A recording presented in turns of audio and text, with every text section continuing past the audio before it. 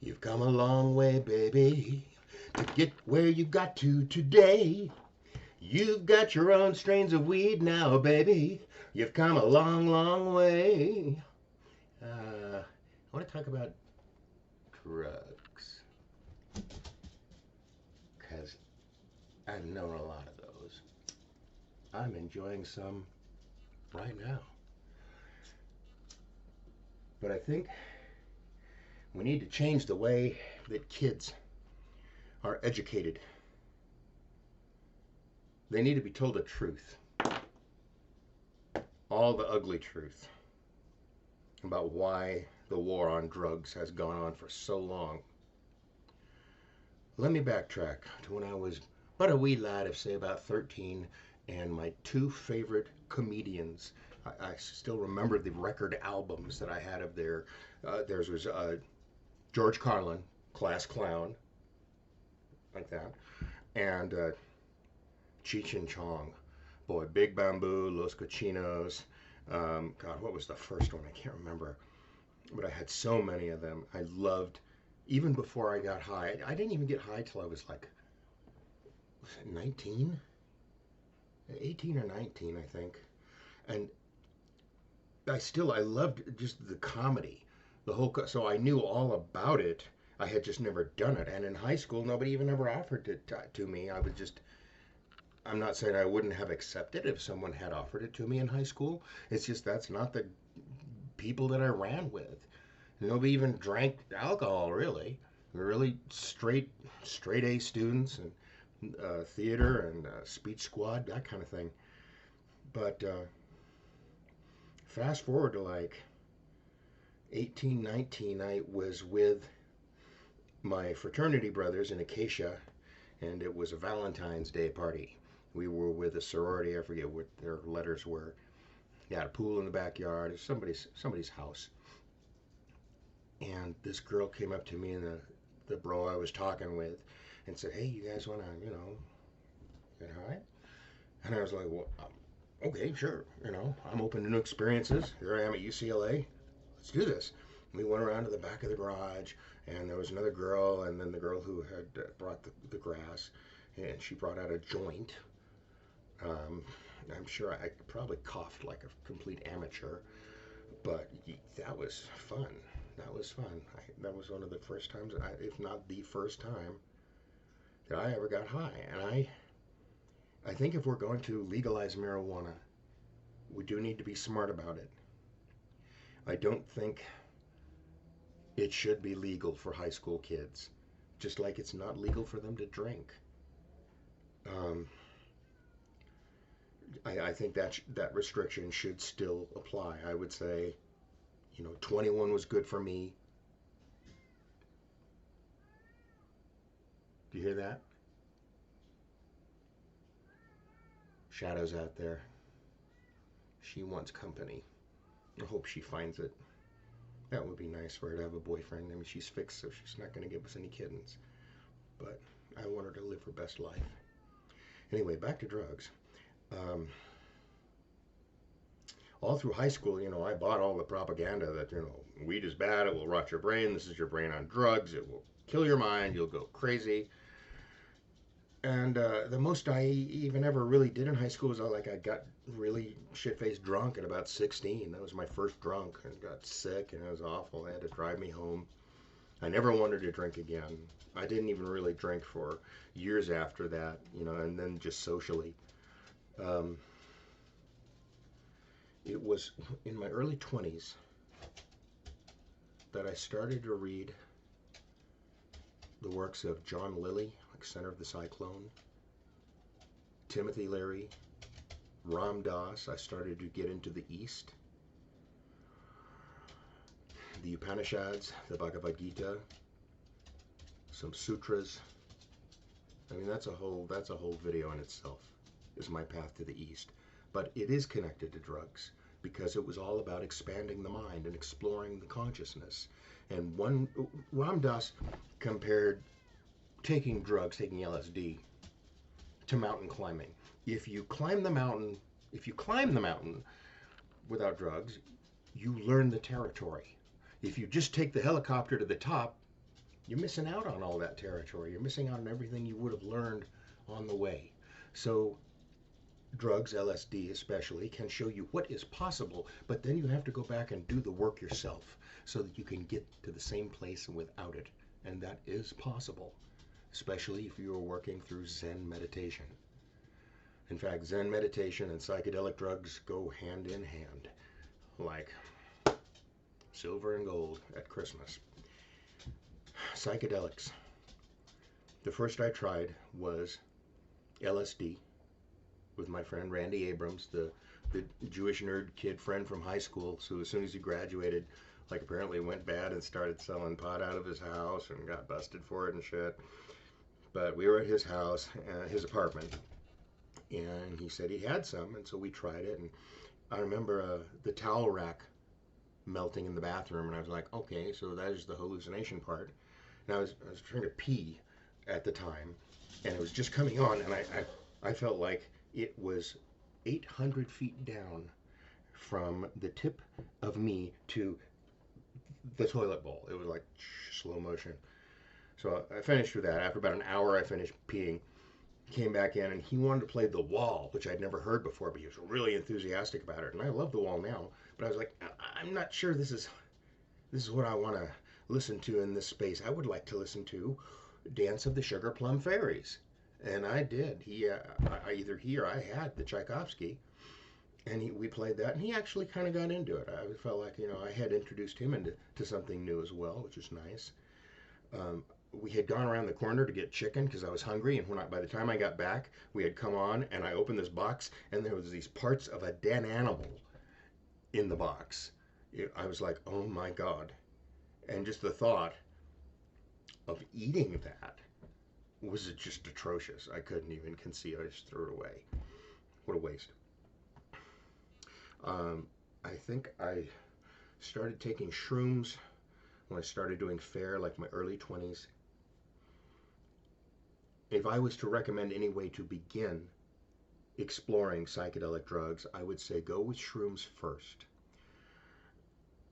There's no way you'll understand this if you haven't done either of these, but shrooms have a creamy quality, whereas LSD has an electric quality. In the visuals that you get, each are different. With LSD, everything is these rainbow halos.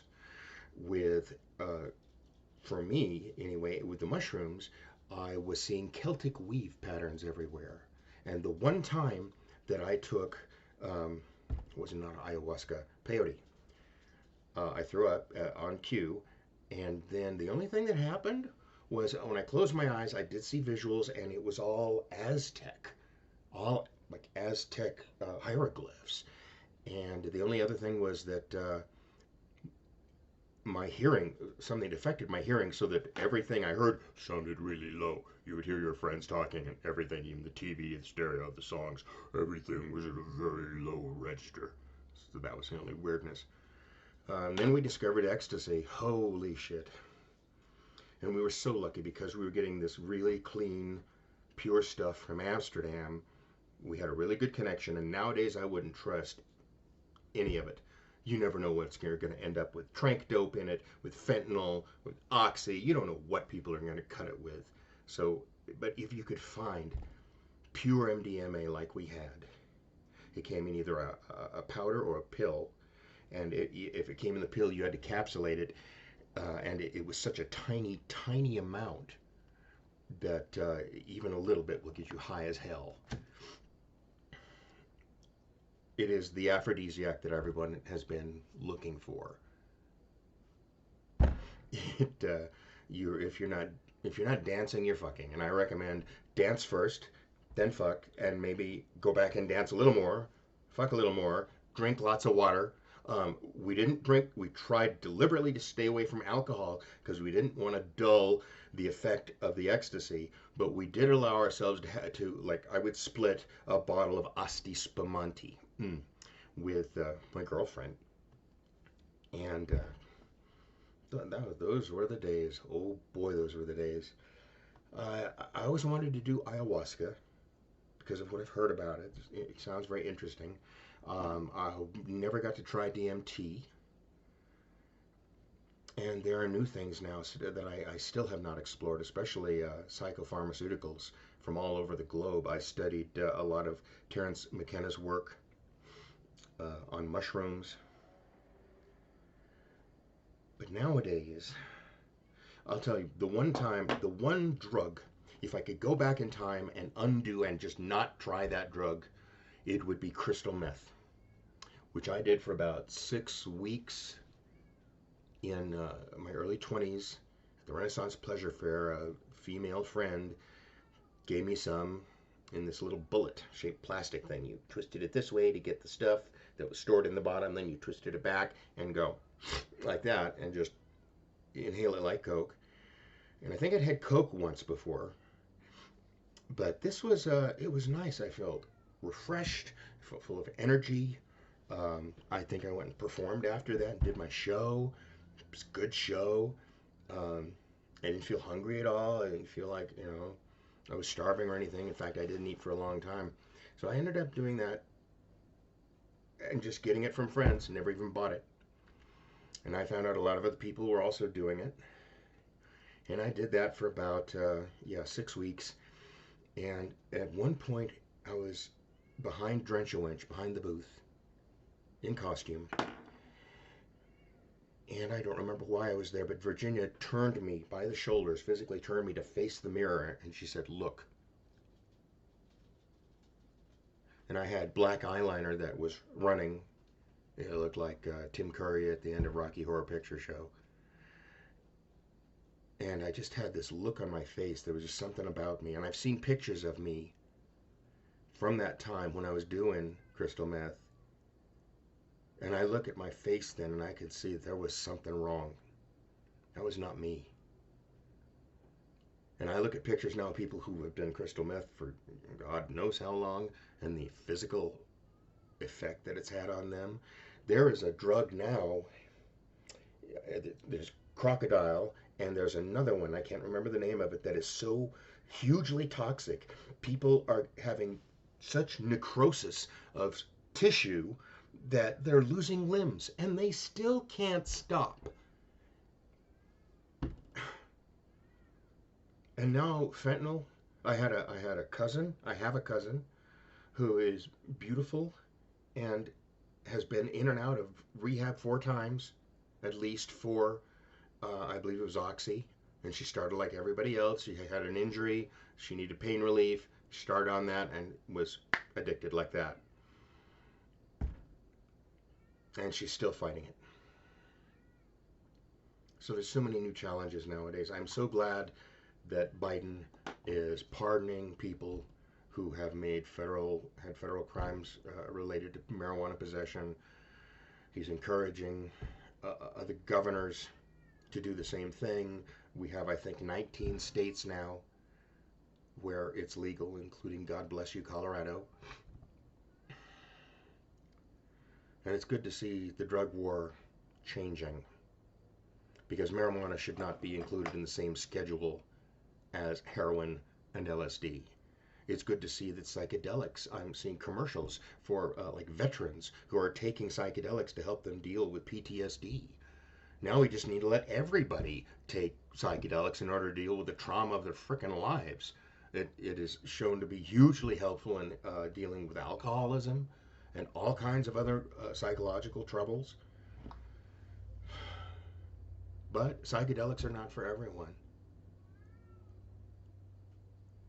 I would say the most salient aspect of the psychedelic experience is that it brings you to face yourself face to face. It holds up the mirror, as 'twere. And if you like what you see, if you have a good heart and a clear conscience, then you will probably have an incredible experience. You may even feel that you have achieved union with God if you took enough. However, if you have something on your conscience and there is darkness inside you, you will be put face to face with that, and you will have what they call a bad trip.